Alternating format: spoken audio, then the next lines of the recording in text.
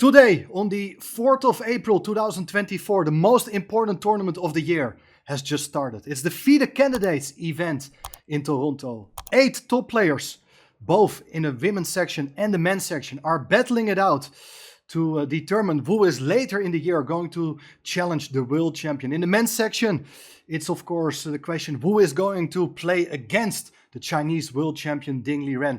We are going to have a look at this event every day. I will promise to cover the most exciting moments in several videos. And it's round 1 today. And we are going to check out the game between the top 2 players of the event. Fabiano Caruana playing with the white pieces against Hikaru Nakamura, world's number 2 against world's number 3. Very tense event. The reason they are playing against each other is that players from the same country have to play against each other in the first rounds to avoid any problems later on in the tournament. So here we go. Fabi is playing with the white pieces. And I should also mention that the time control of this event is 2 hours for 40 moves. And after move 40, players are getting 30 minutes extra. Plus from the 41st move on, also an additional increment of 30 seconds per move. So interesting time control. Let's see what happens in this game. And please subscribe to the channel if you would like to follow the candidates very closely. So here we go. Fabi starts the game with 1 e4. Not a big surprise. c5. That's maybe a small surprise, as lately in the last couple of years Hikaru is playing mainly very solid chess in with the black pieces. He usually goes for 1 e5, but of course he has a lot of experience with the Sicilian. Knight f3, d6. The question is, which variation is Hikaru going to play? We have the open Sicilian, knight f6, knight c3, and here, big surprise. Now at top level, players are going for the Najdorf variation or the classical variation with knight c6. These are the 2 main options, but e5 is considered to be inferior. It's the reason is that you are usually playing the Najdorf, this move a6, to cover the b5 square. Bishop b5 is the key move. It's a check. You're not moving the knight away yet. And what white really wants to get here is the exchange of light squared bishops. This was not played by Hikaru, but I would like to show you why. Is after the exchange of bishops, you take back with the queen, for instance. Now the knight goes away. And since the pawns have been placed on dark squares, you would like to have a light squared bishop on e6 to challenge the d5 square. A knight, usually white knight, would like to come there. But the critical move instead of bishop d7 is to play knight bd7. So this bishop stays on the board. Now white got to decide how to respond with its knight. The knight goes to f5.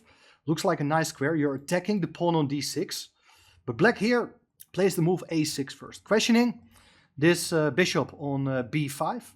And interestingly, and this was certainly part of Hikaru's preparation, last year Fabi had this exact position in an online blitz game in which he decided to take on d7 with the bishop. Interesting move.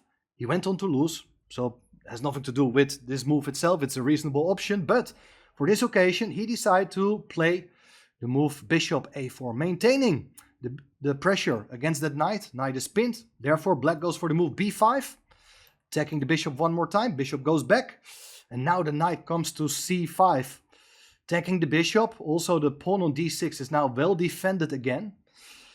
But one of the problems here is that after bishop g5, white is trying to gain control over the d5 square. Bishop takes f5. Hikaru was still blitzing out all his moves. Pawn takes f5 now. White has doubled pawns, but still nice potential grip on these light squares. Bishop e7, and to strengthen this control over the light squares, you trade off the bishop for the knight on f6. Bishop takes back. And here white has an important decision to make. There are a lot of options. Queen d5 has been played, threatening checkmate in 1, but of course black has different ideas to deal with it. For instance, taking on b3 or just castling. You can also put your queen on f3 with the idea to castle queenside, but Fabi, after a long think, decided to castle kingside, playing it safe. Black could do the same, but Hikaru played here this move, e4. Very interesting idea, and I think he just wants to get rid of his bad dark squared bishop. So he opens up the diagonal, puts pressure against the knight, And well, it looks like black is doing not too badly and has reasonable chances to fight for equality. But critical move here. Knight takes e4, piece sacrifice. The first piece sacrifice of the tournament. Not a very special one. After knight takes e4, rook e1, you're going to regain that piece. d5 is not an option. White is attacking that pawn on d5. So black decides now to get out of the center with its king, castling kingside. Rook takes e4, bishop takes b2, taking the pawn, hitting the rook. Rook goes to b1, and now Hikaru goes back with the bishop to f6. White improves its position with the move queen d5. And here, interesting moment to take stock. Let's see what's happening here. Material is even, but it's clear that white is more active. His pieces are dominating the center. There's long-term pressure against the pawn on f7, which means that it's hard for black to move the rook from f8. There are opposite colored bishops, so that's also a good sign for attacking play. And especially since white is better, it's not clear how black should obtain full equality here yet. But let's see. Rook c8 played, and here you have this option to go rook d1 to attack the pawn on d6 was not played. And I think the reason is that after something like rook c5, the principled move would be to take the pawn on d6, but after exchanging queens, this position is okay for black. You're intending to go a4, put pressure against the pawn on c2, and these doubled pawns on the f-file, they're not really worth anything. So, therefore, Fabi goes for a different plan. Played here the move queen b7, very ambitious move, attacking the pawn on a6. If the pawn goes to a5, well, then you can take on b5. So, what is black going to do with that pawn? Good question. Well, d5 would be a nice counter move. Was not played by Hikaru. I think this was his first big moment in the game to spend a bit of time. And, well, the idea is that if you take with the bishop, there's rook c7, and you can't keep your bishop defended. And if you take with the queen, then queens will come off the board and the pawn on c2 is hanging. So that's not good. After d5, you would be forced to move the rook away. But after something like queen d6, black is trying to fight back, and, well, his position is not too bad. But Hikaru went here for the move rook c5. So he's attacking the pawn on f5. He has a completely different idea in mind. And now things are getting really sharp. Look at this.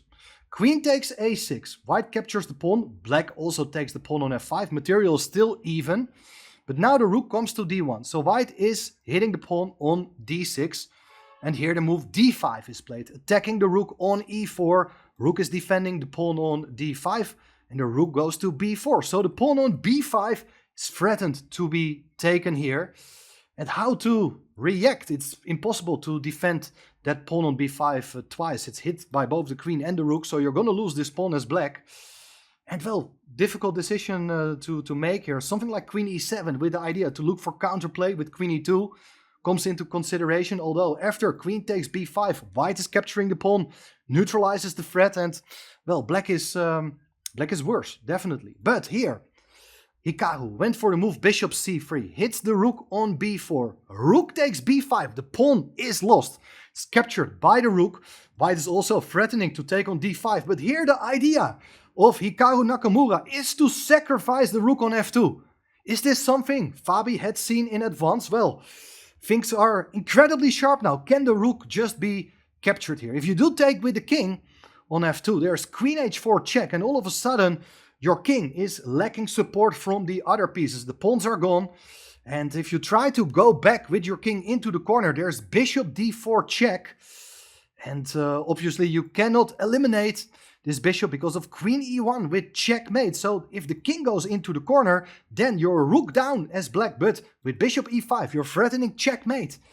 And, well, something like h3 to stop the mating threat will be met by queen g3, renewing the mating threat on h2. King goes away, queen h2, king f2, queen g3, and white cannot avoid the repetition of moves. This is a perpetual.